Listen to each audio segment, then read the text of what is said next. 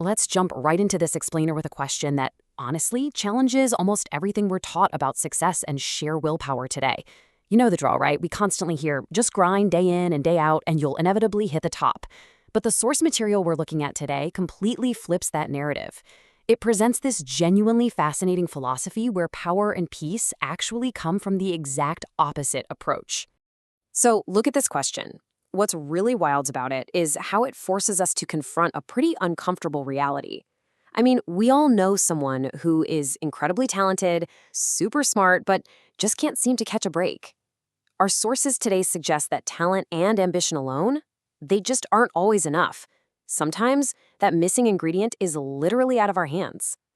All right, let's get into section 1, the illusion of control, or as we're calling it, the wisdom of the cold kiln. To really grasp why brilliant people sometimes hit a wall, we're going to dive into an ancient Chinese text from our source called the Cold Kiln Prose. Honestly, this text is an absolute masterclass in shattering our modern illusion that we control everything. It sets the stage perfectly.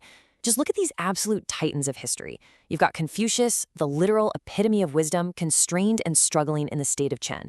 Then there's Zheng Zia, this legendary military strategist who spent endless days just sitting and fishing by the Wei River, just waiting. Or Li Guan, a general with actual tiger-slaying prowess, who remained totally untitled and unrecognized into his old age. These weren't people lacking skill or drive. No way. They were absolute geniuses who were just completely at the mercy of their timing, their fortune, and their circumstances.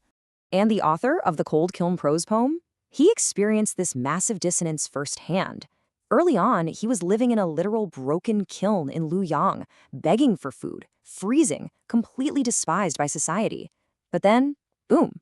Eventually, he becomes a high court official, outranking countless others, dressed in silk, eating delicacies, universally revered. Now, did he magically become a vastly superior human being overnight? Well, no. As he points out, this dramatic shift wasn't a sudden upgrade in his inherent worth. It was simply a shift in time, fortune, and destiny. So, the absolute key takeaway here is acknowledging this fundamental unpredictability of fate. As the quote goes, even with ambition as vast as the sky, without fortune, one cannot succeed.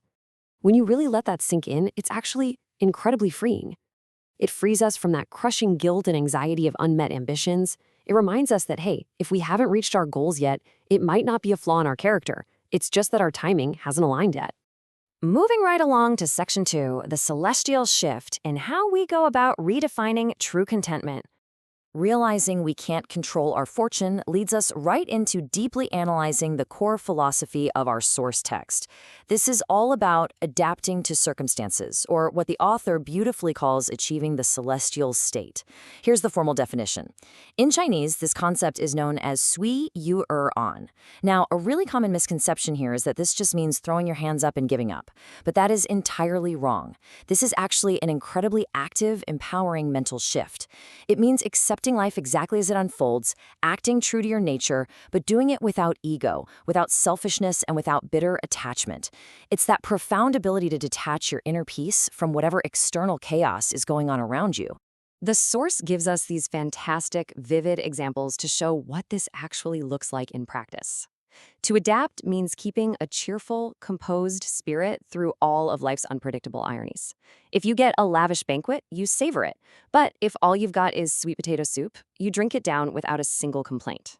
If you're dying to be in Rome but you get dropped in New York, you adapt. Whether you thrive on vibrant social interactions or find yourself in a decade of pure solitude, you remain cheerful. It's about finding serenity whether you're living in an eternal summer or a frozen tundra. The environment around you changes, but your internal thermostat, it remains perfectly, stubbornly regulated. And here is what I think is the ultimate test of this whole philosophy.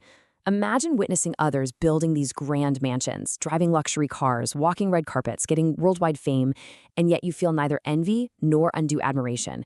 You remain completely unmoved. Hitting that ultimate level of unbothered calm, where somebody else's external success doesn't cause a single ripple in your own internal peace, that is the true essence of contentment. Okay, let's pivot to section 3, the growth engine. This is where we go from contentment to breakthrough.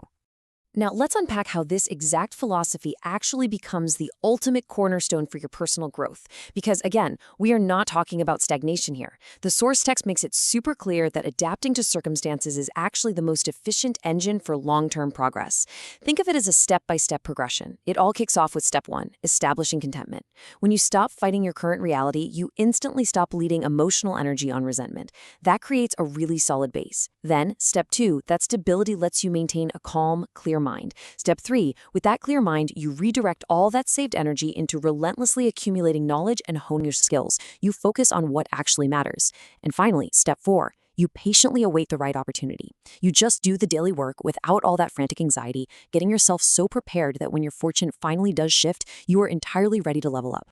This quote right here perfectly captures why adapting is absolutely the highest form of perseverance. Just as a rope can saw through wood and water can wear through stone, when the melon is ripe, it falls from the vine. You don't need to go in and force the melon off the vine before it's ready. You just need to be the water wearing through the stone. Day by day, you trust the natural course of things. This mindset just completely vaporizes the burnout we associate with modern hustle culture, and it replaces it with this quiet, totally unstoppable momentum. As we wrap up this explainer, I want to leave you with one final thought, and I really want you to ask yourself this. How are you going to choose to view your current kiln? Think back to our author and his freezing, broken kiln in Luoyang. Whatever your current, less-than-ideal situation is right now, your personal kiln, are you going to let it drain you with resentment? Or will you embrace that celestial state, adapt to your circumstances, and use this exact moment as the unshakable foundation for your future breakthrough? The choice of how you wait for your fortune to change? Well, that's entirely up to you.